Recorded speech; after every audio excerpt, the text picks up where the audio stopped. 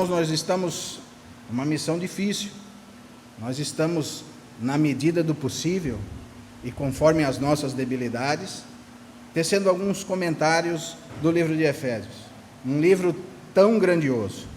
Aliás, se existisse uma cronologia bíblica, esse livro deveria estar antes de Gênesis, porque o livro diz que nos elegeu nele, antes da fundação do mundo.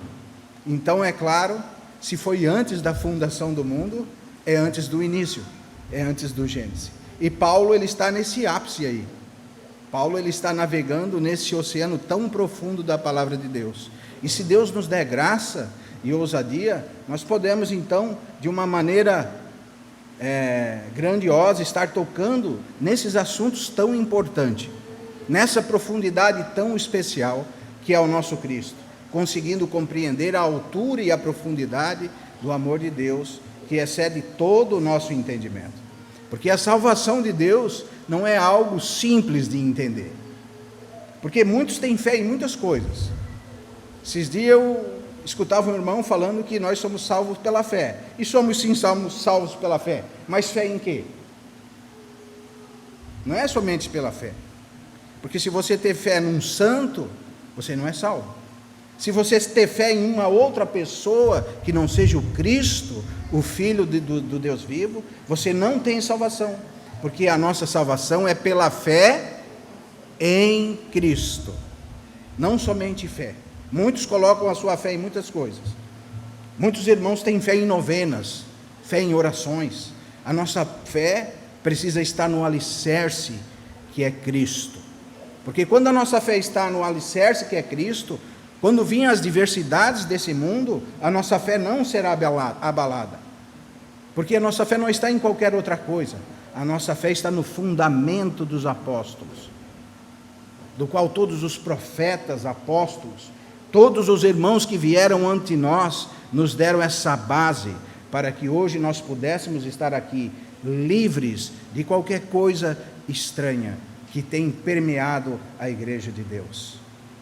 Hoje é tão difícil a igreja se reunir com o único propósito de cultuar o Senhor, agradecer por tudo que Ele tem feito e crescer nele, na graça e no conhecimento dEle. É tão difícil, irmãos, porque é tão difícil hoje nós termos reuniões bíblicas. E quando nós temos algumas reuniões bíblicas, geralmente a reunião bíblica, André, ela não vai ser uma reunião gostosa para você, porque as coisas que são bíblicas, elas são contra a nossa carne.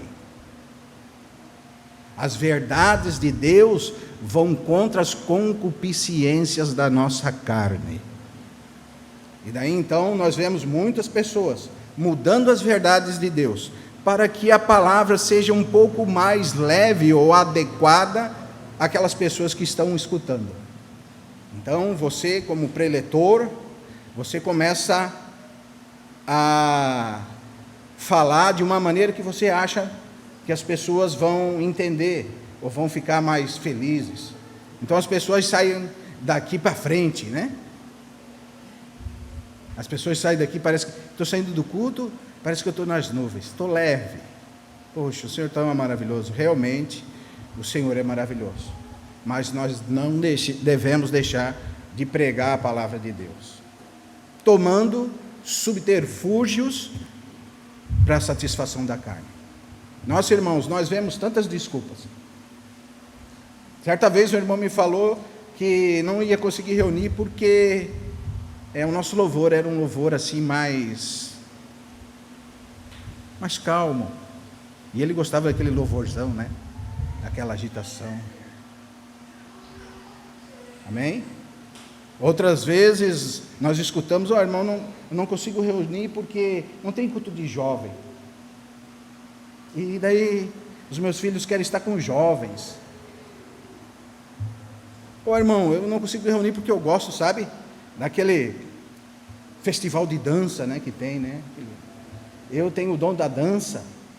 Eu gostaria que tivesse um grupo de dança, para que nós pudéssemos louvar o Senhor com uma dança.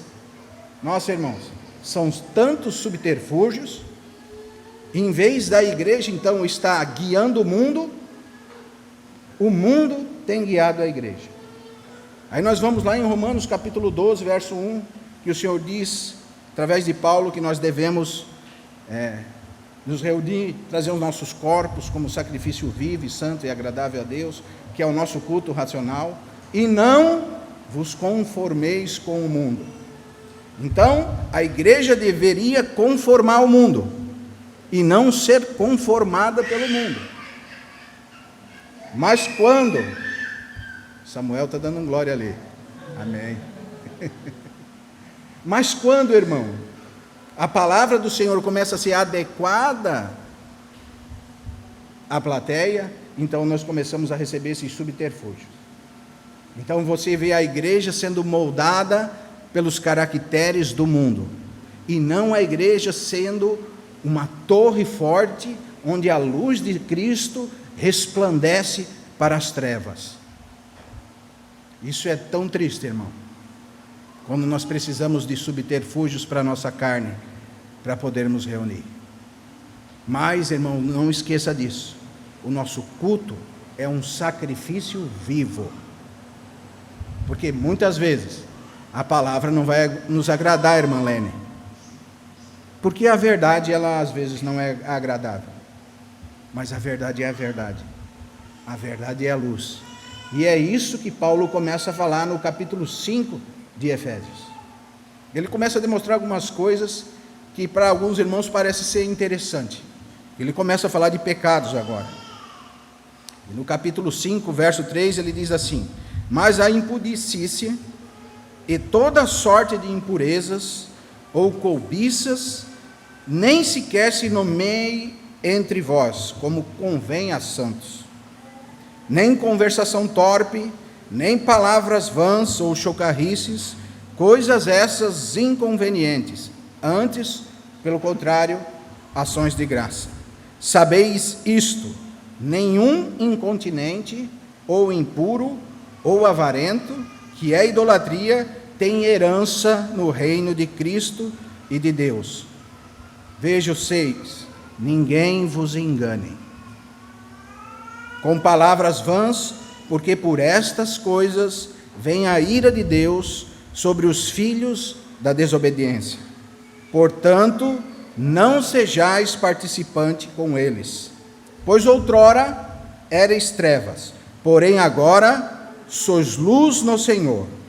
Andai como filhos da luz, porque o fruto da luz consiste em bondade, justiça e verdade, provando sempre o que é agradável ao Senhor, e não sejais cúmplices nas obras infrutíferas das trevas, antes, porém, reprovai-as, porque o que eles fazem em oculto, só de referir é vergonha. Mas todas as coisas, quanto reprovadas pela luz, se tornam manifestas, porque tudo que se manifesta é luz. Pelo que diz: desperta, ó tu que dormes, levanta-te entre os mortos, e Cristo te iluminará. Portanto, vede prudentemente como andais, não como nécios, mas sim como sábios, remindo o tempo, porque os dias são maus. Até aqui. Veja, irmão, que realidade nós encontramos nas Escrituras. Paulo, ele está falando para uns irmãos que ele dedicou uma vida inteira ensinando o Evangelho. Paulo se dedicou a essa igreja. Paulo passou tempo ensinando a palavra de Deus para essa igreja. Tanto que é uma carta tão ampla, uma carta tão grandiosa, uma carta que nós vemos verdades que foram manifestas e esclarecidas aqui nessa carta. Certa vez eu via um comentarista comentando os escritos de Paulo e falando que Paulo às vezes falava do que até mesmo ele nem entendia. Imagina que prepotência de um comentarista, por não ser esclarecido nas Escrituras, por não ter clareza, por não ter a humildade de se condicionar a não entender o que Paulo falou, a não alcançar essa superioridade da palavra de Deus, e ele poderia ter dito: eu não entendo o que Paulo falou, ficaria mais bonito, mas não dizer que Paulo falava de coisas que ele não entendia. E são grandes mestres da nossa atualidade, irmãos, porque Paulo fala aqui que alguns irmãos de Éfeso, eles estavam cometendo muitas coisas que não condiziam aos crentes. E isso é muito bom para nós, porque nós podemos imaginar que são só os irmãos da igreja de Éfeso. Os irmãos da igreja de Joinville, eles não cometem coisas que nem se devem proferir no meio dos santos, né? Não é, irmã? Porque realmente, irmãos, nós precisamos começar a deixar essas coisas de lado e crescer na graça e no conhecimento. Veja, nós estamos falando das responsabilidades. Nós vemos no capítulo 1, 2 e 3 tudo aquilo que nós alcançamos em Cristo. E agora no capítulo 4, 5 e 6 nós estamos vendo as responsabilidades que nós temos com a igreja. Porque nós viemos de uma religião que condicionava a responsabilidade da igreja apenas aqueles irmãos que tinham o ministério da palavra.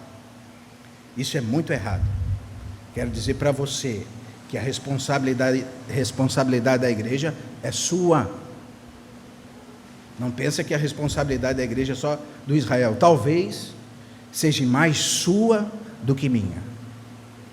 Nós precisamos ter cuidado com a igreja, porque ela é a casa de Deus. E na casa de Deus existe um governo. Na casa de Deus as coisas não são bagunçadas também.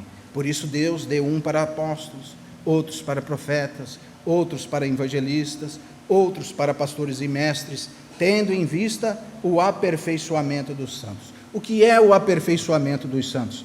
Para a obra do ministério. Irmão, o aperfeiçoamento dos santos é nós começar a nos despojar de toda malícia, de todo engano, de toda sorte de maledicência, desejar ardentemente um puro leite não falsificado, para que por ele nós possamos crescer. 1 Pedro capítulo 2, verso 1. Nós precisamos ter esse ardente desejo dentro do nosso coração. E é exatamente isso que Paulo está falando aos Efésios.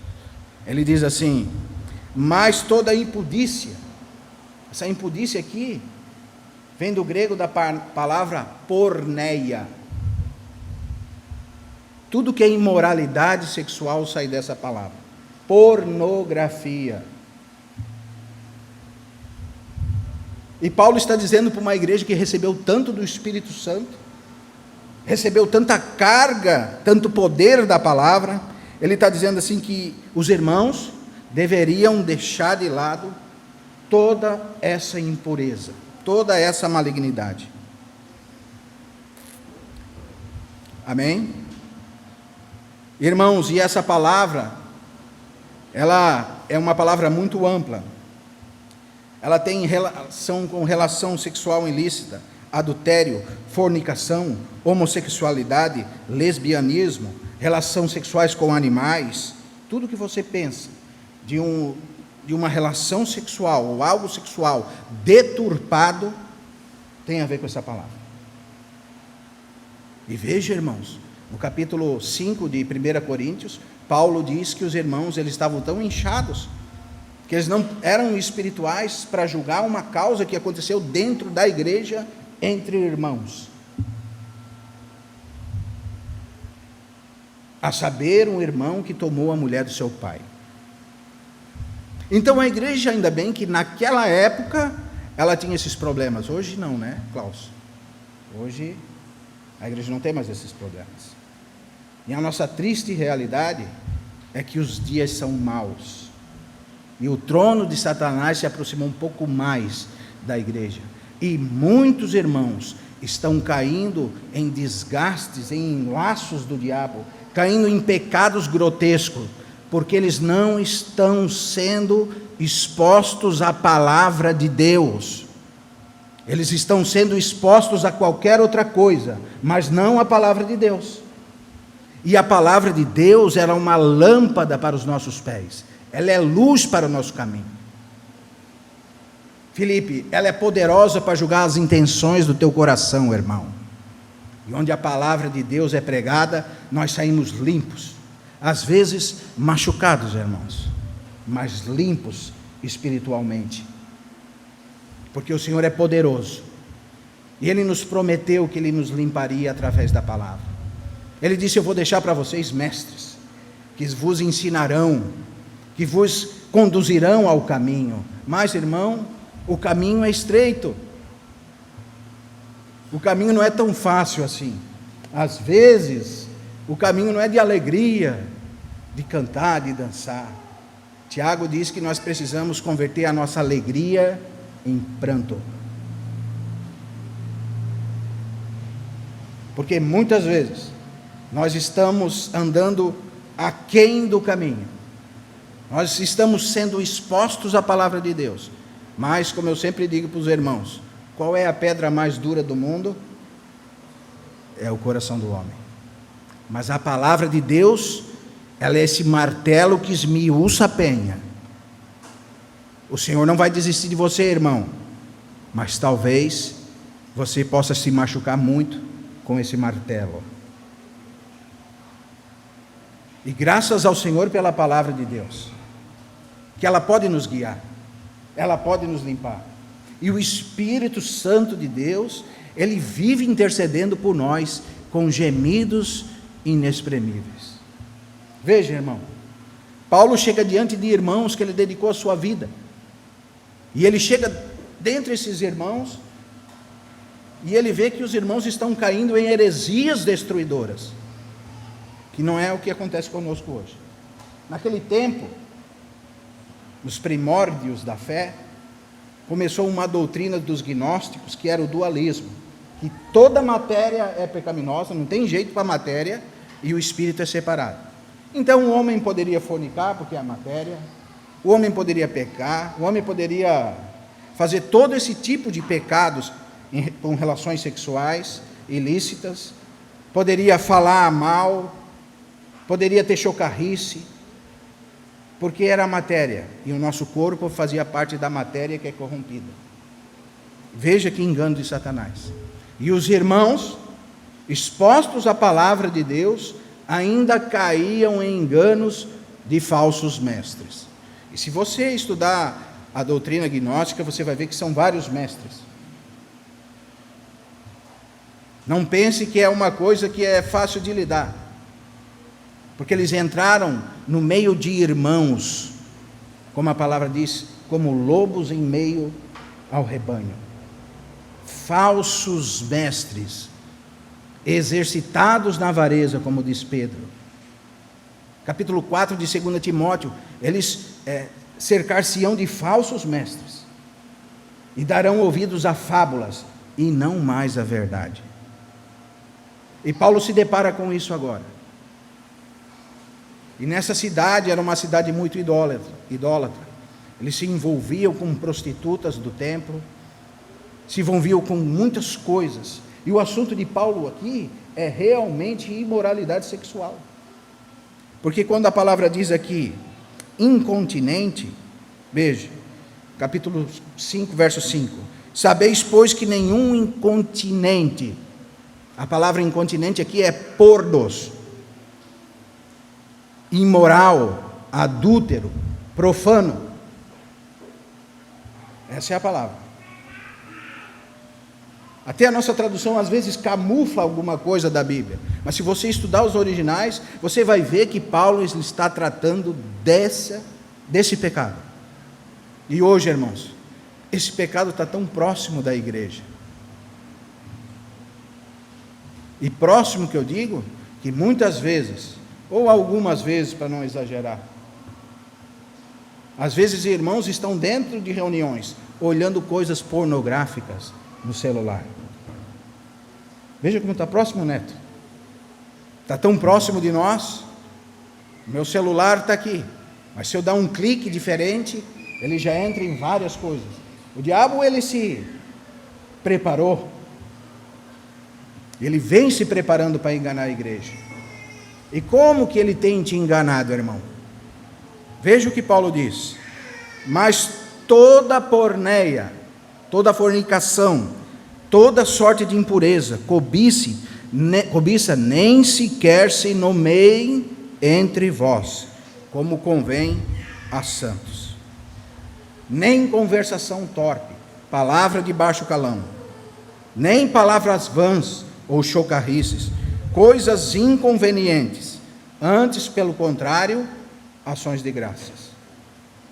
Sabeis, por isso, nenhum incontinente ou impuro ou avarento, que é a idolatria, tem herança no reino de Deus e de Cristo. Qual é a sua herança, irmão? Paulo ele está tratando desse assunto. Quando Jesus diz: ajunteis, pois, tesouros no céu, onde a traça e a ferrugem não corrói. Qual é o seu tesouro? Se você tem sido profano, impuro, a palavra diz que nenhum tem herança no reino de Cristo e de Deus. Como você tem agido diante da verdade que você tem escutado de Cristo Jesus? Felipe, hoje para mim seria melhor eu fazer uma novena, pegar um bilhete e falar: irmãos, vamos orar, o Senhor vai mudar a causa dos seus. Amém? Acredita, irmão? Diz amém. Eu declaro, é assim.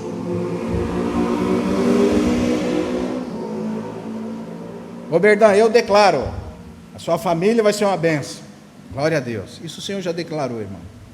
A nossa palavra não tem poder nenhum. Escute as pregações anteriores, você vai ver que a nossa palavra não tem poder. A única palavra que tem poder é a palavra de Deus. Porque Ele disse: haja luz, e a luz se fez. Todas as coisas foram feitas pela palavra de Deus. A palavra de Deus tem poder. E, irmãos, nós estamos lendo a palavra de Deus. E nós estamos vendo que em meio a tanta guerra espiritual, nós podemos estar fracassando em pontos que nem sequer se deviam nomear entre nós.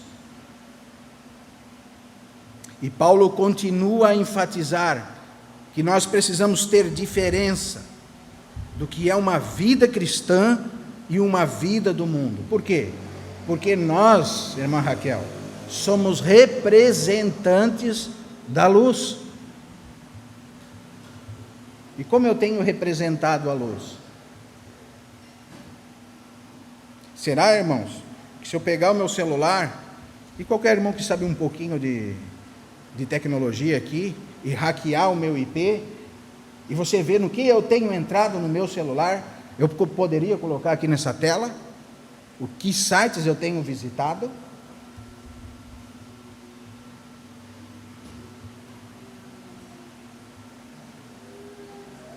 O que eu tenho me envolvido.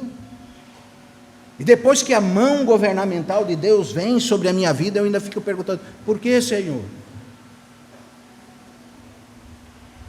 Nós somos filhos de Deus. E se realmente nós somos filhos de Deus, nós temos uma mão que tanto nos cuida como nos corrige. E nós podemos atrair a mão governamental de Deus para as nossas vidas. E ainda ficamos perguntando: mas por que estou passando por isso, Senhor? O que tem acontecido com a minha vida? Lembre-se, mas a imoralidade e toda sorte de impureza nem se deve nomear no nosso meio. Esse é o nosso Deus.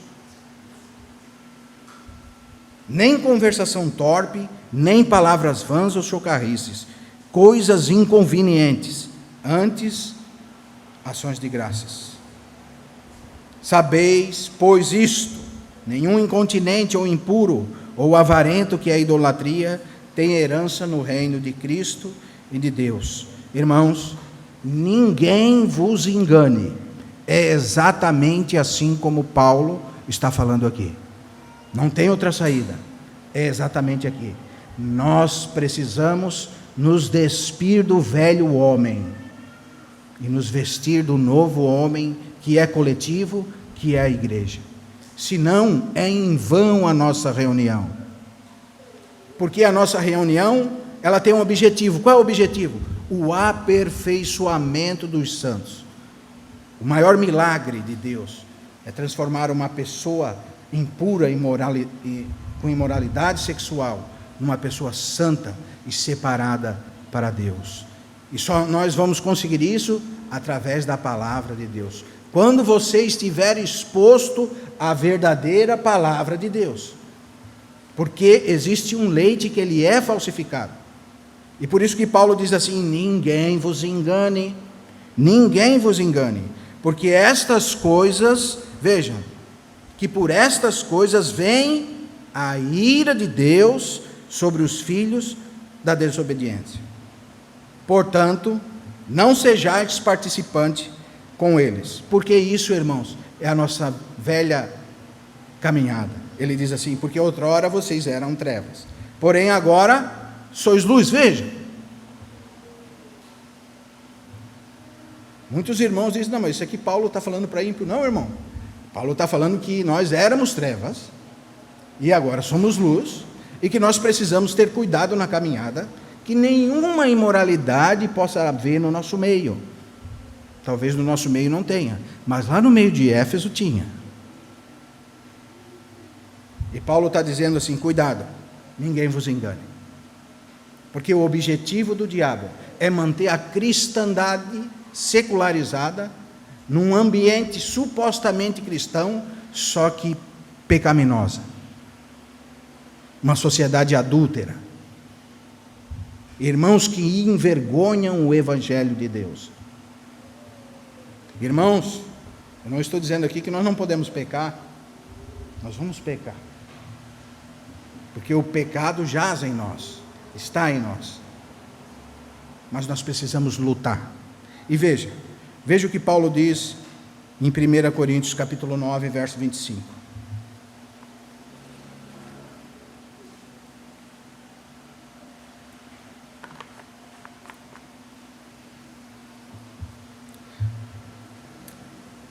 Primeira Coríntios 9, 25 diz assim: todo atleta em tudo se domina, aqueles para alcançar uma coroa corruptível, vós, porém, a incorruptível.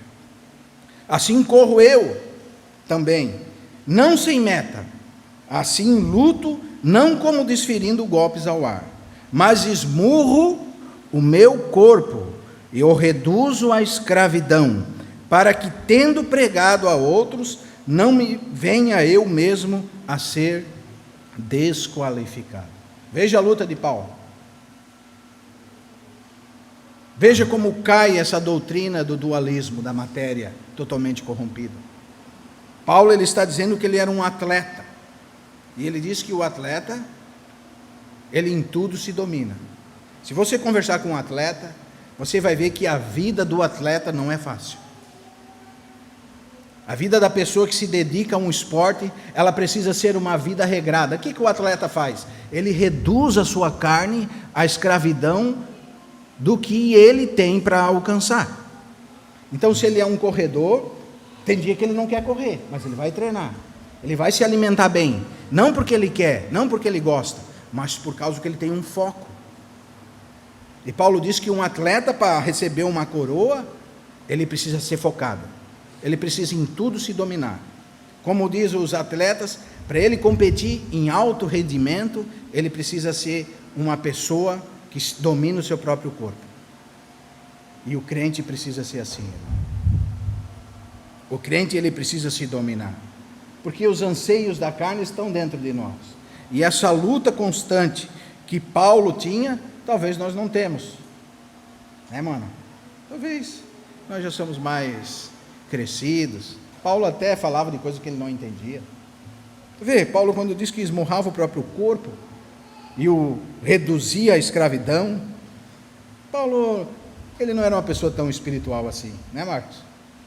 Paulo, ele estava começando na fé, né? Vê, o irmão esmurrar o próprio corpo, né? Reduzir. Paulo, ele estava num processo, né? Eu já passei esse processo, agora, né?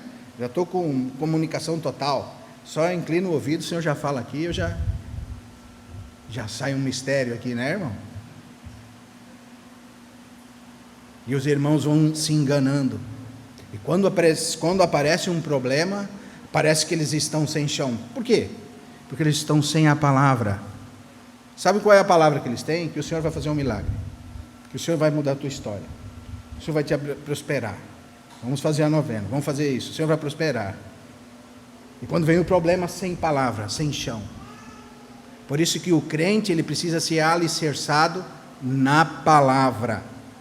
Por isso que Paulo, ele reduziu o seu corpo à escravidão, porque ele, como um atleta que competia em alto rendimento, ele trazia e dominava o seu corpo.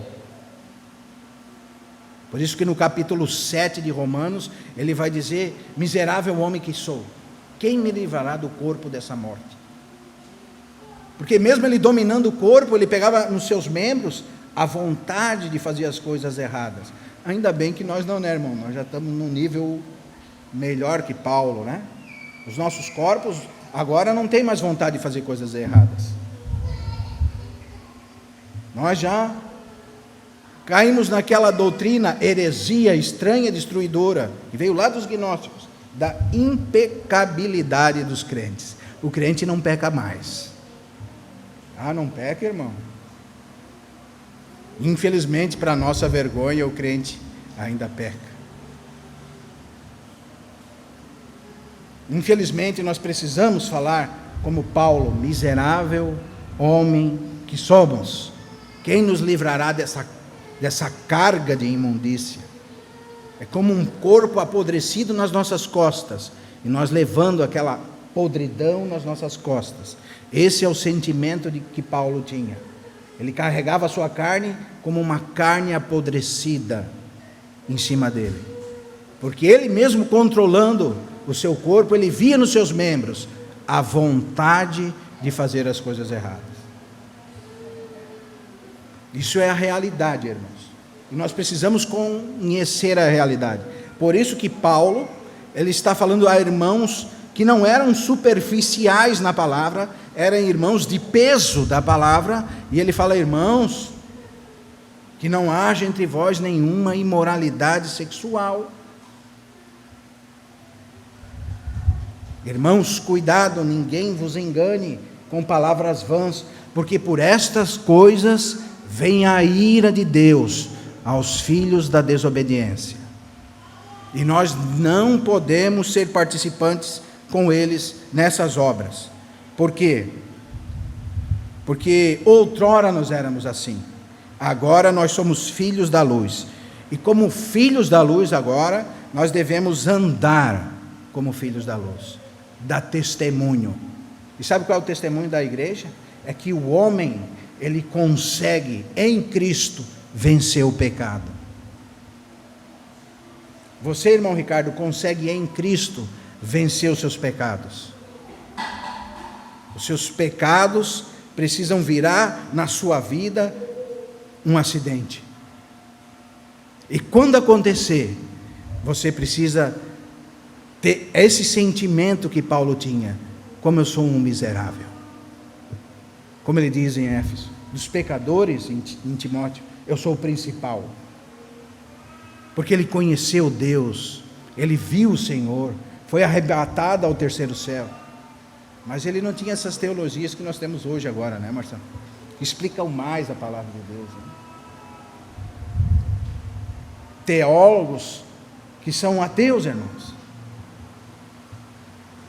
E a grande cristandade tem eles como referência. E se você estudar um pouco eles nem acreditam em Deus, mas eles estão falando as coisas de Deus. Como? Você lembra lá de João capítulo 3, quando o Senhor chega, aquele grande mestre chega ao Senhor, Nicodemos, um grande mestre da palavra. E o Senhor disse: se você não nascer de novo, você não pode nem ver o reino de Deus. Então, como é que alguém que não nasceu de novo pode explicar algo espiritual para você, se ele não pode ver o que ele está falando? E as coisas espirituais, elas são divididas com aqueles que são espirituais. Então, como nós vamos ter referência? A nossa referência, irmãos, é Cristo. Por isso que no capítulo 5, verso 1, ele vai dizer assim: sede, pois, imitadores de Cristo.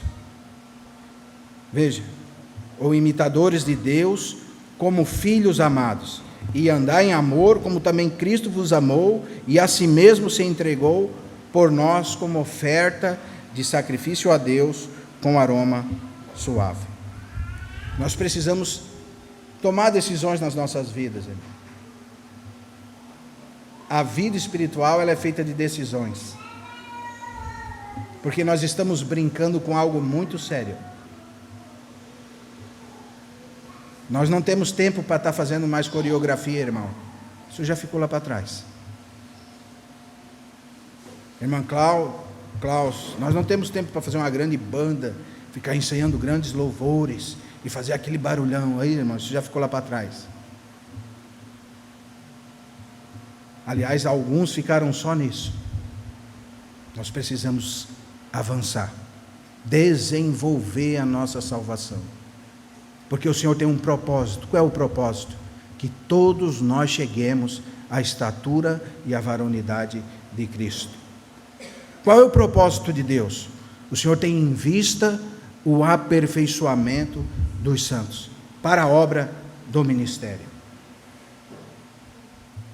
Esses dias eu conversava com uma pessoa, ele um irmão, e até algo que muitos de nós podemos falar, ele falou: o Senhor já está preparando o marido para minha filha. Não, irmão, o Senhor não está preparando o marido para tua filha. Isso é a maior mentira do mundo. Isso é um engano de Satanás. O Senhor está edificando a sua igreja. Esse é o propósito de Deus.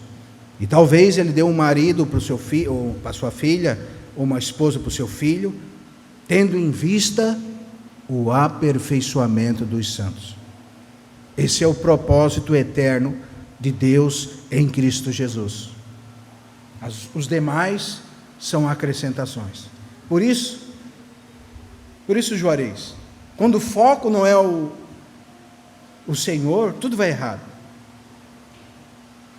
Qual é o propósito de Deus? O Senhor tem em vista, irmão, o aperfeiçoamento dos santos.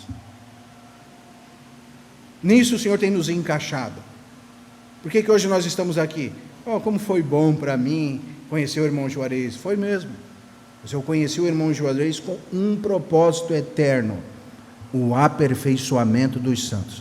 Nossa, como foi bom o Juarez conhecer a Ana, né? O Senhor já tinha preparado a Ana para ti, Juarez? Não, irmão. O propósito de Deus no casal Juarez e Ana é o aperfeiçoamento dos santos para a obra do ministério. Por isso tanta desgraça, porque nós não temos em vista o que o Senhor está fazendo. Nós temos em vista o que é nosso.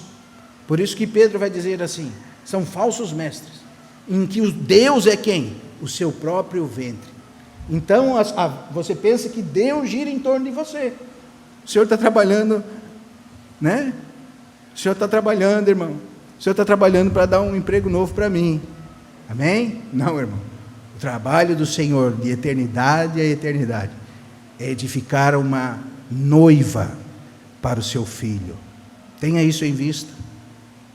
Talvez quando nós tivermos isso em vista, as nossas mazelas, como o Marcelo fala direto, né, vão caindo por terra, e nós vamos começar a olhar para Cristo e ser imitadores de Cristo. Você olha para a vida de Cristo, desde o início do seu ministério, ele saiu focado. A palavra diz que nos seus olhos, todos que olhavam, ele tinha um foco, eles viam uma certeza.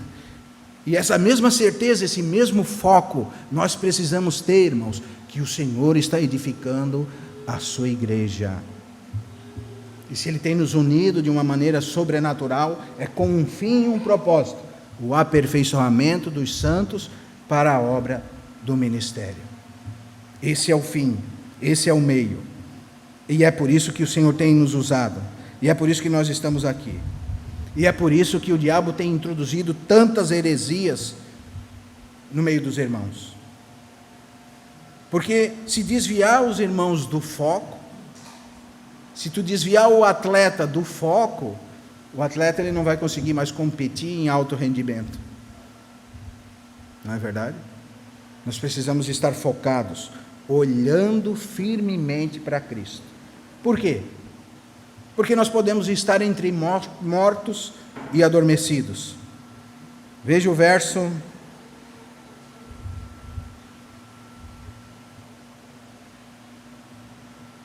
14. Pelo que diz: desperta, ó tu que dormes, levanta-te dentre os mortos, e Cristo te iluminará. Veja, nossa, Paulo está dizendo que alguns irmãos podem estar dormindo entre mortos. Sim, é exatamente isso que Paulo está dizendo. Nós ficamos endurecidos pelo engano do pecado. Leia lá Hebreus capítulo 3, verso 13. Irmãos, que ninguém vos engane. Vamos ler lá. Hebreus capítulo 3, verso 13.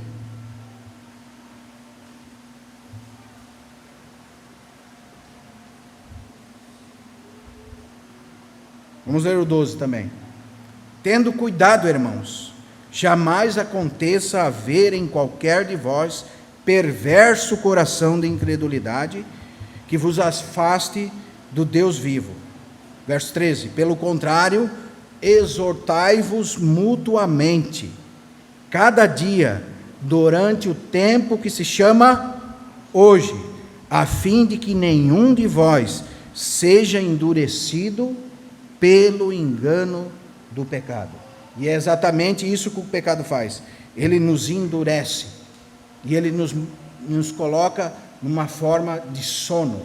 Nós ficamos adormecidos no engano do pecado.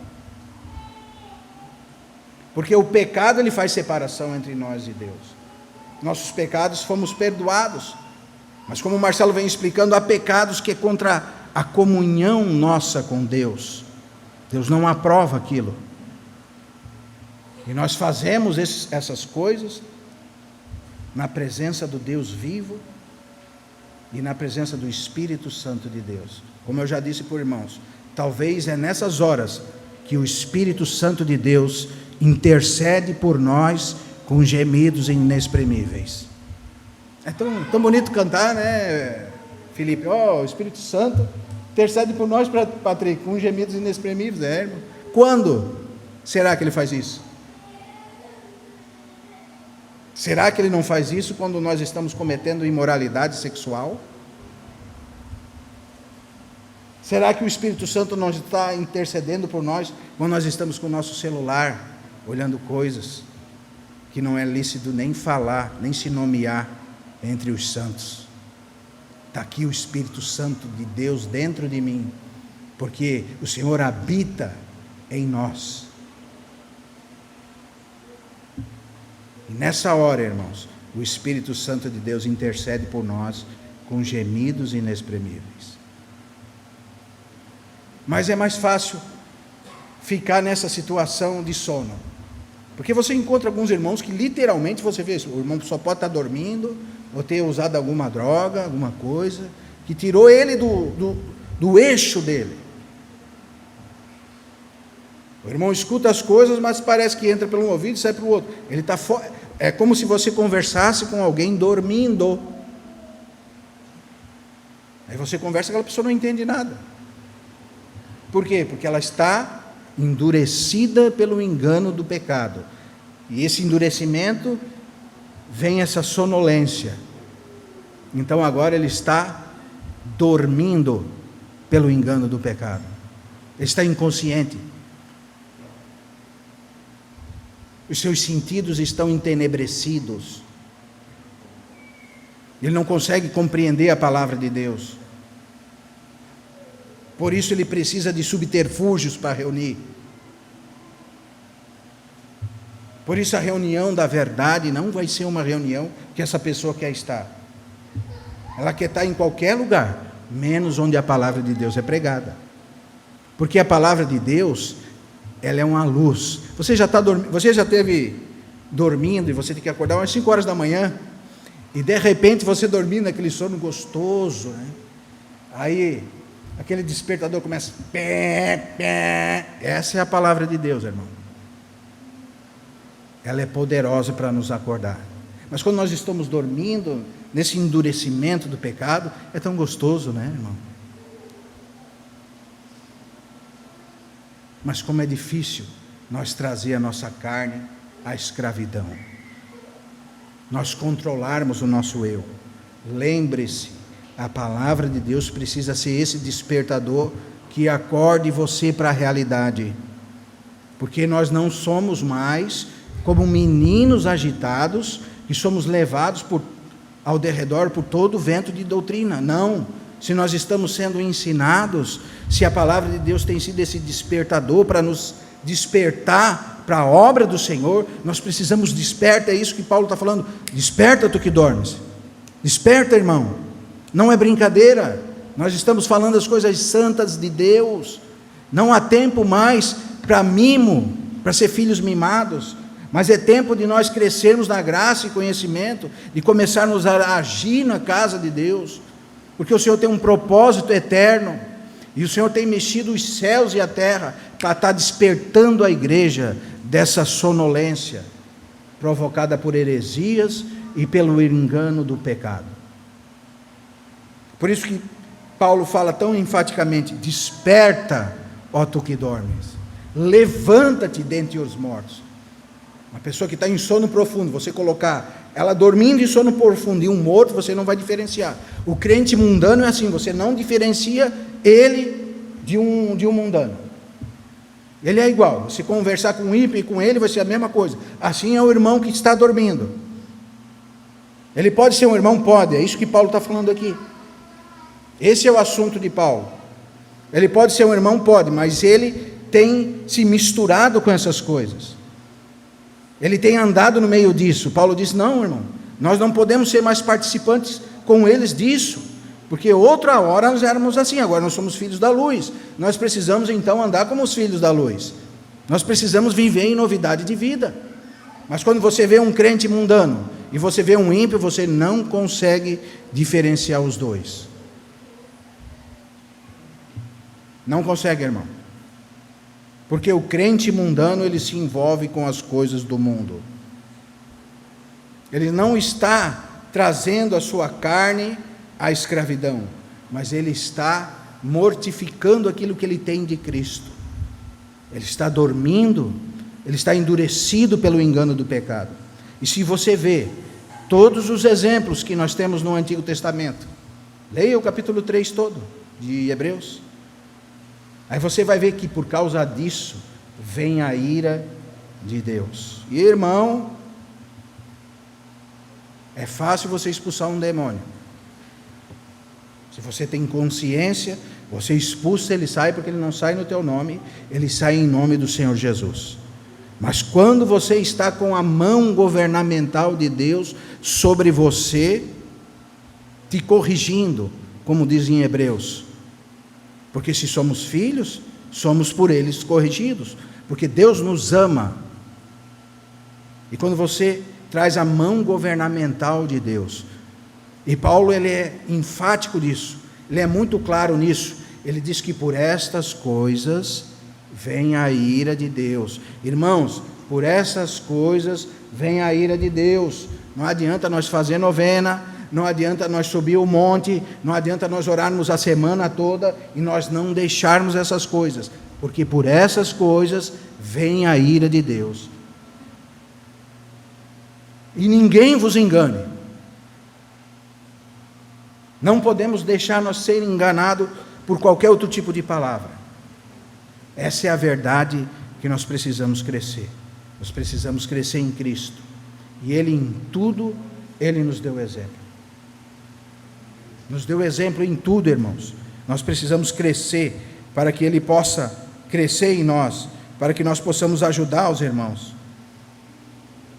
Somos filhos da luz.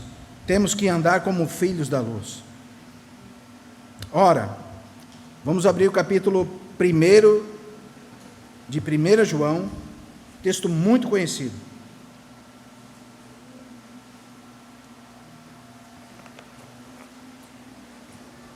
E nós vamos ver que realmente essa palavra é para nós, irmãos.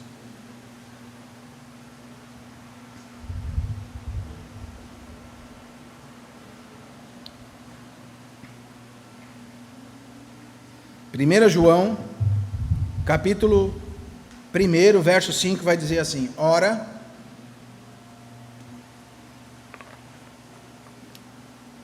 a mensagem que da parte dele temos ouvido e vos anunciamos é esta, que Deus é luz, e não há nele treva nenhuma.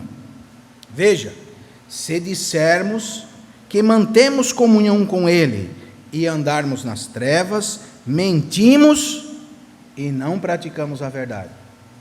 Estamos adormecidos. Se, porém, andarmos na luz, como ele na luz está, mantemos comunhão uns com os outros, e o sangue de Jesus, seu Filho, nos purifica de todo pecado.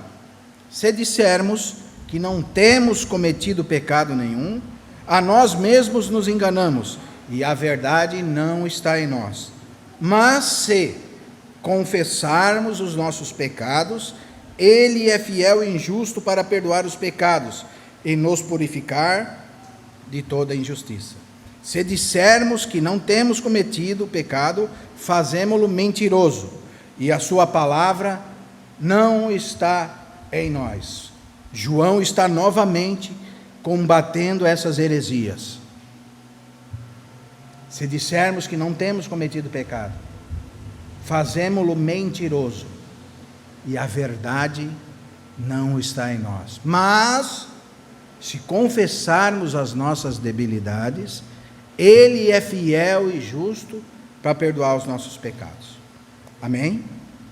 Por isso que a palavra diz, Efésios, capítulo 5, verso 14, pelo que diz: desperta, ó tu que dormes, levanta-te dentre os mortos, e Cristo te iluminará, ou te esclarecerá. Alguns bons intérpretes da Bíblia diz que Paulo está citando de uma certa forma o livro de Isaías, capítulo 60, quando diz: levanta e resplandece, porque já vem a tua luz. Paulo está falando isso. Mas como? Como, Magda? Veja, irmãos, se uma pessoa está dormindo e ela se acorda, ela levanta, a luz bate nela, porque a luz de Cristo está sempre na nossa direção. Nós só não refletimos a luz de Cristo quando nós estamos deitados, dormindo, como mortos. Por isso que Paulo diz: ei, irmão, levanta, levanta que a luz vai bater em você. E como é que nós nos levantamos? Se nós confessarmos os nossos pecados, ele é fiel e justo para perdoar os pecados, e o sangue dele nos purifica de todo pecado. Irmão, levanta, a luz está batendo. Você levanta, você resplandece a luz de Cristo.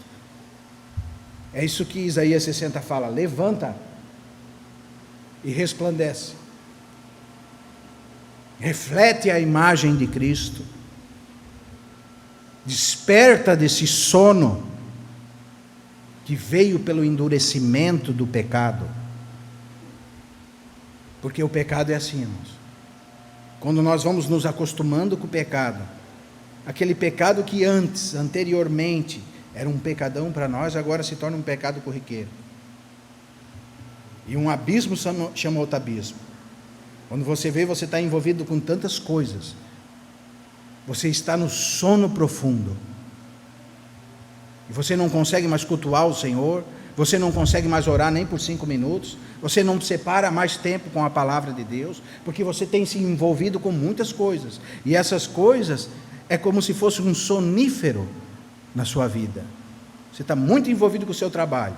Espiritualmente está dormindo. Ah, irmãos, e quanto mais o tempo vai passando, mais nós vamos nos aprofundando nesse sono.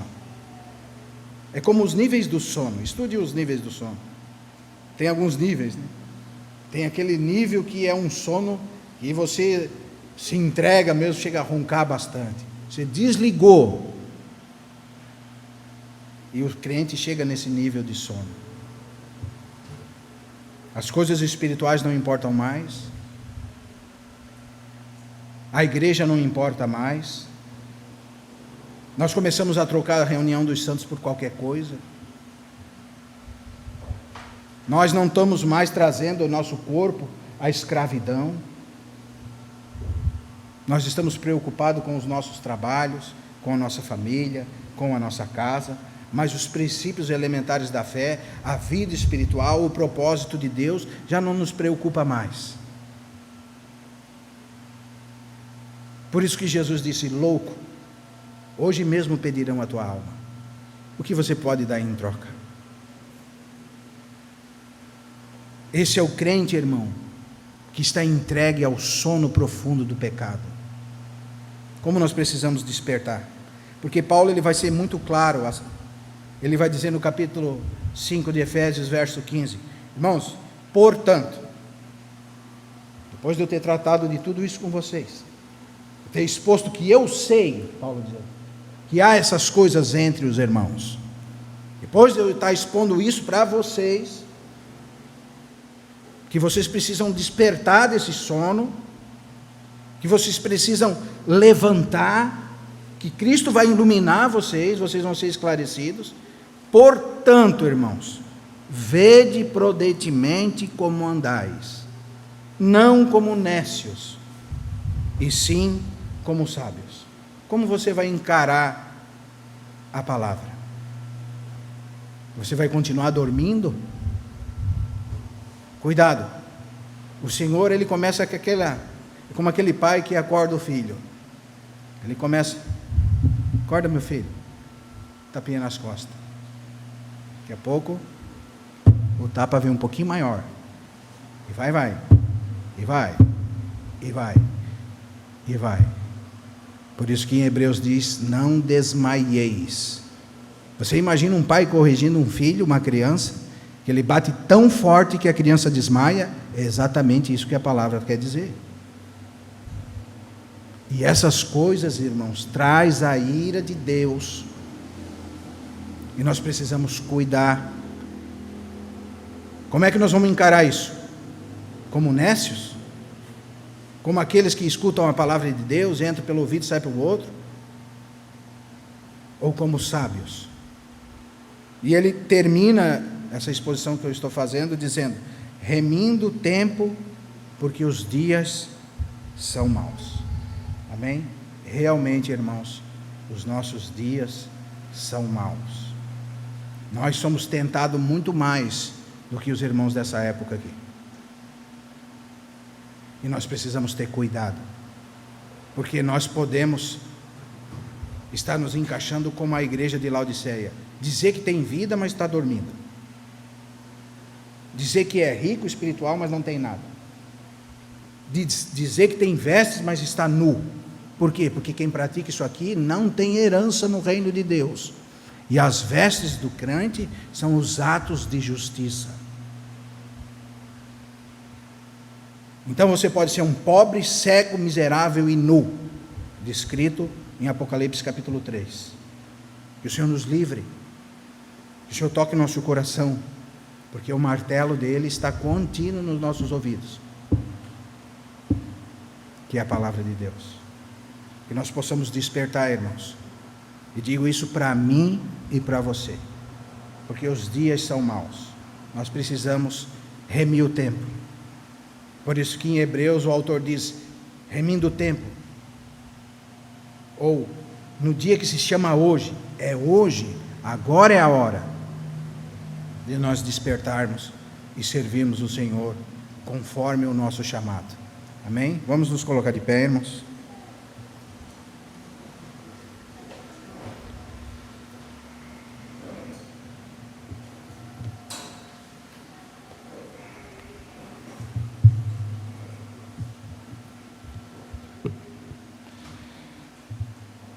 Pai, nós queremos te agradecer, Senhor, pela tua palavra, que muitas vezes, Senhor, não é agradável aos nossos ouvidos. Muitas vezes, Senhor, quando escutamos, não conseguimos compreender, Senhor, e às vezes até nos levantamos contra a Tua palavra,